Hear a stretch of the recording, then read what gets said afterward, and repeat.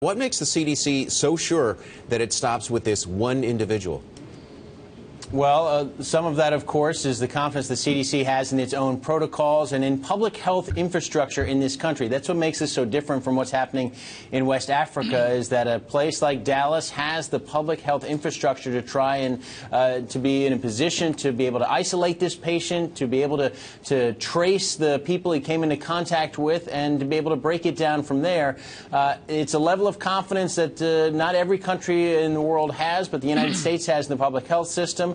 And it's also, to some extent, Adam, of course, an effort on the part of federal officials to try and control any risk of hysteria at this point down in Dallas. And Peter, of course, the New York Times with the article on how Nigeria is trying to be like the United States with a better infrastructure. The mystery to me, Peter Cook, is which airport did this guy come in through? We don't know that, do we?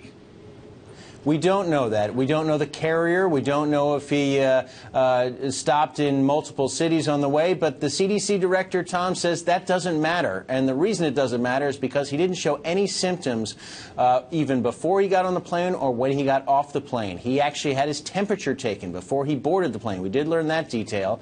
And he had no temperature. And so the fact that he wasn't displaying any symptoms during the course of the flight, at least according to the CDC, that suggests that no one on board that flight, no one in any of the airports where he may have traveled through, faces any risk of exposure at this point. It wasn't until 4 days after he arrived in Dallas that he first started showing symptoms. The one real question mark, Tom, is about the moment he walked into the ER on, I believe it was the 26th, and it was complained of symptoms that he didn't feel well. Apparently at that point, it's not clear, but nobody may have asked him at that time if he'd been traveling to Africa, or, of course, if there was any risk that he was suffering from Ebola. Of course, 2 days later, he came back in an ambulance, Adam, to that hospital. Yeah, Peter, just briefly, I recognize you're in Washington.